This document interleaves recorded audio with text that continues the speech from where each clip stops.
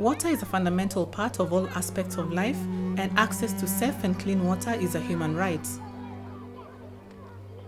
South Sudan is suffering from one of the worst humanitarian situations in the world and facing a series of unique water crises.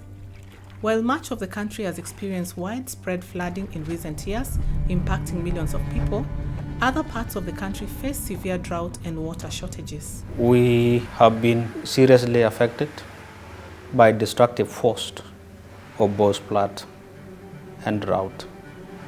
In various parts of the country, we have been having these massive floods and torrential rain for almost 4 years now.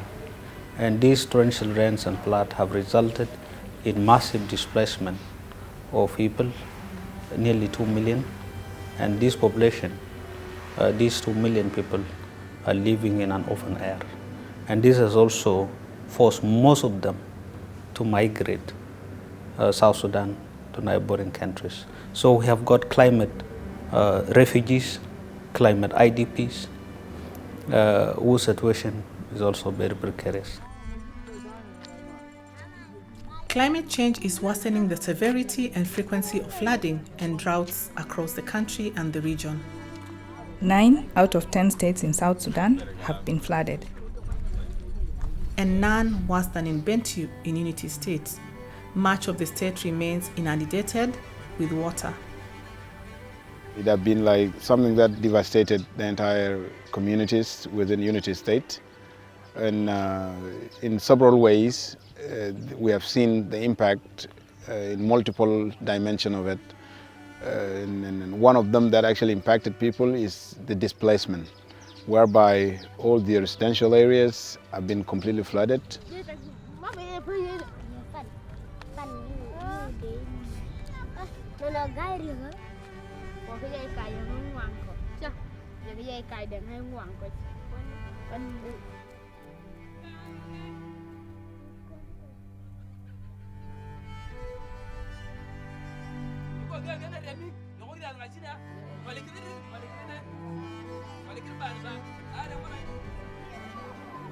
While flooding forces communities to move to camps in search of clean water, shelter, food and basic services to protect their children and families, government and humanitarian partners in the country are implementing large and small-scale climate-resilient water and sanitation projects. Boreholes, water points and latrines are being built on raised platforms to protect against flooding and ensure communities can continue to access safe water when flooding occurs and latrines do not further contaminate water sources. The boreholes and source of water for those community displaced have been submerged. And so what the government is doing and the implementing partners is to make sure that the displaced community are provided with safe and clean drinking water in terms of drilling new boreholes. The partners in the government are also working to build flood management structures to protect those that are in flood-prone areas. Nabe ko wana dara mo kadi dial kon la te ko chang delaka ha kana ngafika ko a bi chang dora di loko ko kan nenjen manan da meni loko mate me anong manan da men jen chang kon dora del wal jen chang ko ke kon me anong kam sel kon me loko ba te na ba chu. In Kapweta in southeastern South Sudan, communities are facing the 4th year of extreme drought and water shortages. Pastoralist communities have had to sell or move their cattle elsewhere.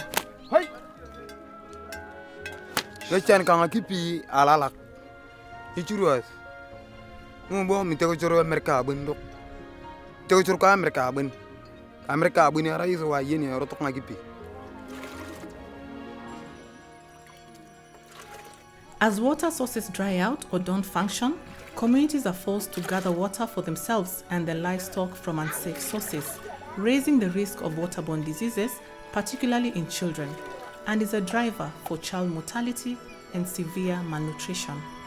That is the irony of the situation in this country.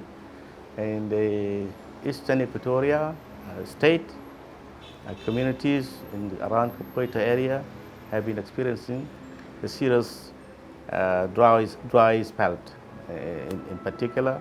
In doing such a small project that can alleviate the suffering of our community, we rely very much on the partners and the international community. And this is simply because the country is unable to meet the needs of our communities. As South Sudan continues to face the challenges from devastating floods and droughts, the government, humanitarian and development partners are appealing to the global community for increased assistance.